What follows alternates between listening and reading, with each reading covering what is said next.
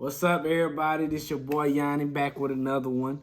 Hopefully, everybody had a great holiday and have fun with their family.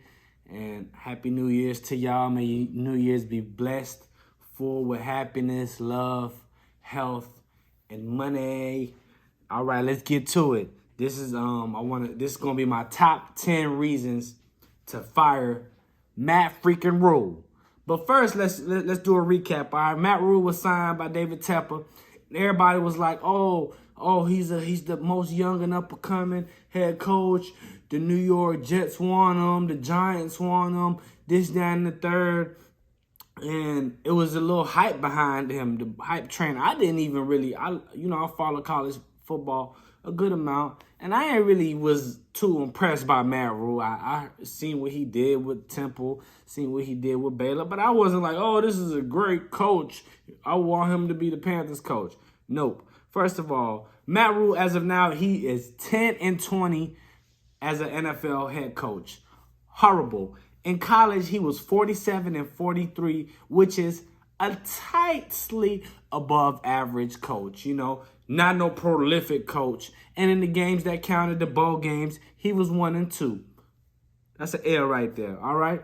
And then this new, what made me really want to talk about this more is this new article just came out bashing Matt Ruhle, pretty much just confirming our thoughts as Panthers fans on what type of head coach this man is, man. And the main parts of these articles, go read this. The article is by Joe Person via The Athletic. And it's a pretty good read, just talking about, how ain't shit Matt Ruhle is, pretty much. You know what I'm saying? So the notes that I took from this this article was, one of them, the main one was claiming that the NFL teams and other NFL organizations think the Panthers are soft, have a soft team, which kind of makes sense to me because we were basically offensive, not an offensive, heavy pass, vertical passing game, supposedly offense. It wasn't really, run the ball,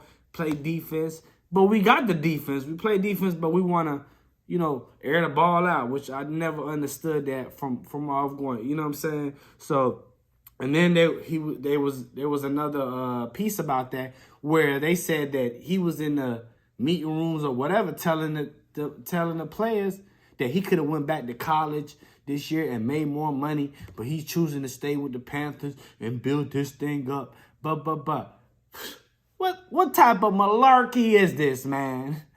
Somebody please tell me this, man. I do not understand why you would say this type of stuff. And is this stuff true? Most likely, because he was asked about this in this last press conference, and the man didn't deny it. He didn't deny it. And somebody told me, Lil Birdie told me a long time ago, that if you do not deny something like that when you're asked, most likely you said it, or you said something similar, close to it, which crazy. And then one more thing. They said that the other players feel like he favors the Baylor players and the Temple players over the other ones. I'm not sure how to think about that. I think he just favors some players over others. I don't know why, but I don't think it's based on Baylor or whatever. If I can see that, though, by the amount of Baylor and Temple players we have, which most of them are not as good. I say Robbie Anderson, Hassan Reddick is a good one, but the other ones is very suspect and fringe players, in my opinion. All right, let's go to it. My top 10 reasons Matt Ruhle should be fired, okay?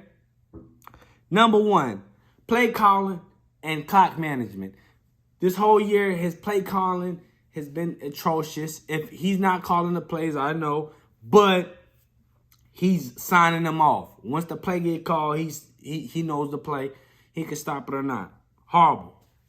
Clock management, 100% his fault.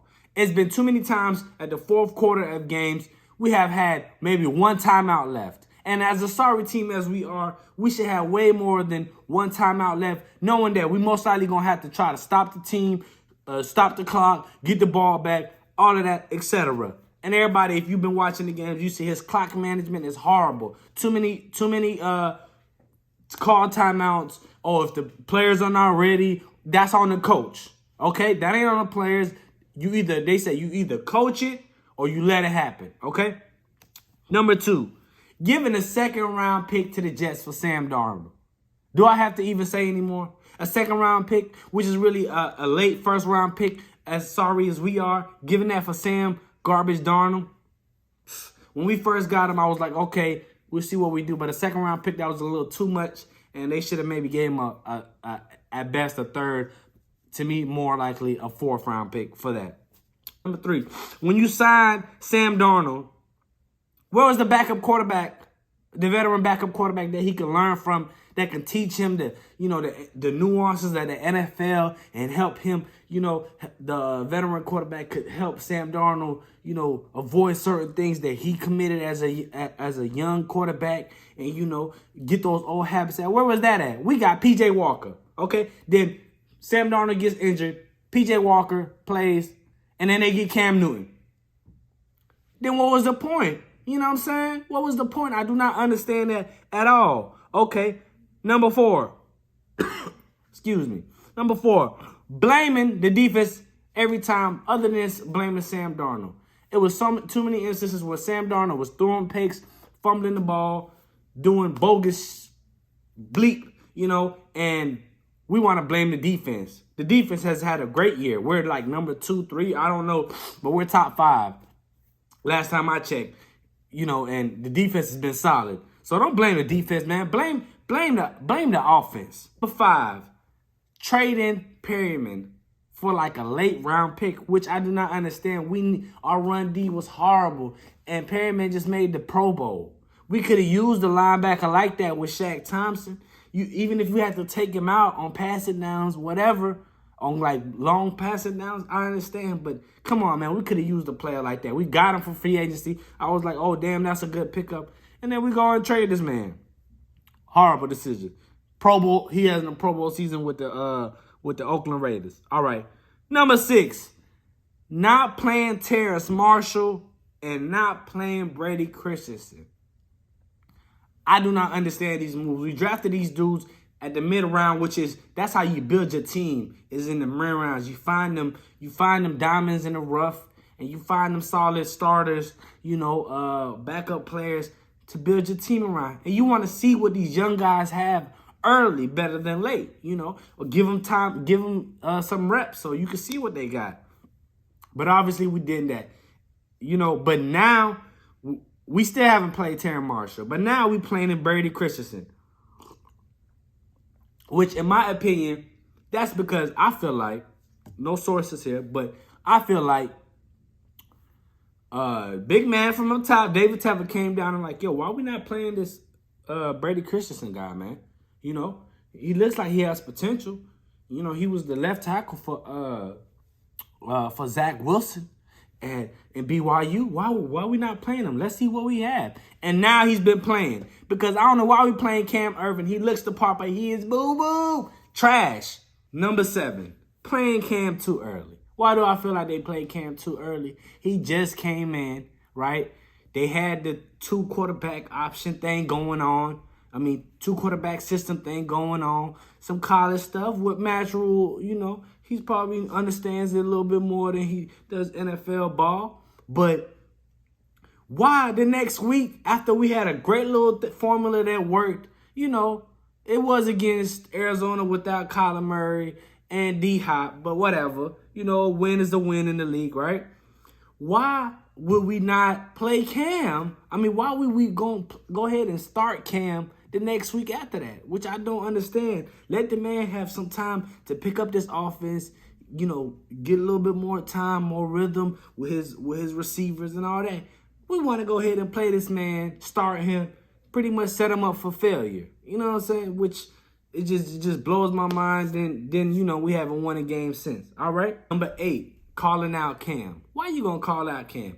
You ain't call out Sam Darnold the whole year when we were losing, man. Cam makes a bad play on 4th down, whatever. You gonna call Cam out in the press conference? Then you gonna say later you're gonna go to the team and say, "Oh, that was on me. I chose the bad play." It was too late, buddy. It's too late, buddy. It's too late, man. You can't do that, man. You can't do that. You gotta be real solid right there at the press conference. You can't, or don't say nothing at all, man. Just say, "I gotta look at the film." But you do not come after Cam Newton in Carolina. That's when the fans turn on you. Don't you understand that Cam Newton fans are like Beyonce bees? They do not play.